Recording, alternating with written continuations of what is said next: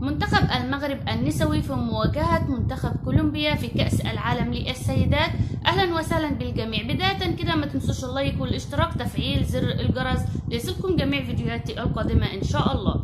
من المقرر أن يواجه منتخب كولومبيا منتخب المغرب في المباراة الثالثة بعد أن حسم تأهله بشكل كبير إلى دور ال16، وسيحتاج منتخب المغرب النسوي إلى الفوز على كولومبيا وانتظار نتيجة مباراة ألمانيا مع كوريا الجنوبية للتأهل.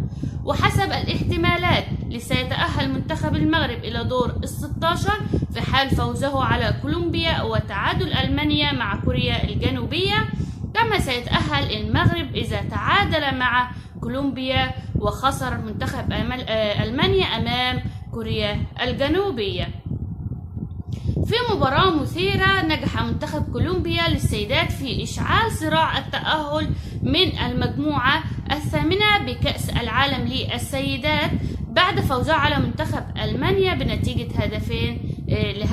وبدأت كولومبيا بقوة منذ الشوط الأول حيث تمكنت من التقدم في النتيجة، ولكن منتخب ألمانيا تعادل في النتيجة في الشوط الثاني بتسجيلها ضربة جزاء.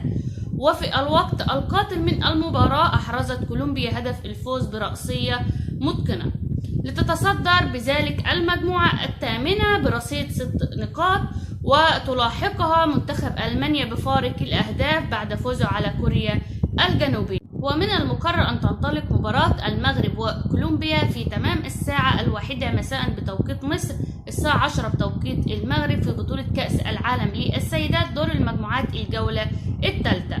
القناة الناقلة هتكون قناة بين سبورت بريميوم 1، والمعلق عليها هيكون جواد بدة اللي هي تنطلق يوم 3/8/2023. بنتمنى الفوز لبؤات الأطلس والتأهل لدور ال16. ما تنسوش اللايك الاشتراك، سيبوا لنا آراءكم وتوقعاتكم حول نتيجة هذه المباراة. بنتمنى التأهل لمنتخب المغرب.